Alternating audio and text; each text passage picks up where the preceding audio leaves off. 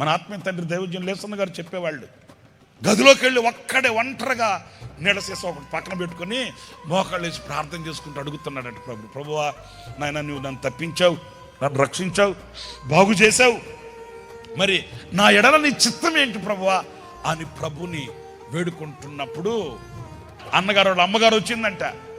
ఆమె వచ్చి, నాయన ఏంట్రా బాబు రే, ఏంటి స్వామి నువ్వు ఏంట్రా అంటే, నేను ఉపవాస ప్రార్థన చేసుకుంటా ఎలా అట్లా అంటే వెళ్ళిందంట. చూడండి, ఆ ఉపవాస ప్రార్థనలో ప్రభు సన్నిధిలో కన్నీళ్లు కార్చి ఫ్యూచర్ను గురించి, భవిష్యత్తును గురించి, ఆధ్యాత్మికమైన విలువలను గురించి ప్రభు సన్నిధిలో కనిపెట్టి ఉపవసించి ప్రార్థన చేసుకొని ఆ ఉపవాస దినాన్ని ప్రతిష్ఠించుకొని ప్రార్థించిన ప్రార్థన వీరుల యొక్క ఆశీర్వాదపు అడుగులు ఎలా ఉంటాయో చూడండి, ఒకసారి మీరు ఆలోచించండి. అన్న ప్రార్థన చేసుకుంటూనే ఉన్నాడంట. ఇక మోకాళ్ళ మీద అంతసేపు ఉండలేక అలాగా చేతులు కింద పెడదామని అలాగా చేతులు కింద పెట్టగానే అన్నకి రెండు పాదాలు దొరికాయి అంటండి. అలా రెండు చేతులు కింద పెట్టగానే రెండు పాదాలు దొరికాయట. బహుశా ఏసన్న గారి అన్నగారి వాళ్ళ అన్నగారే వచ్చాడేమోనని అన్నా అని తలెత్తాడంట.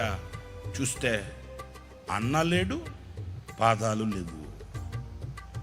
మరి ఇప్పుడు నేను పట్టుకున్న పాదాలు ఎవరివి?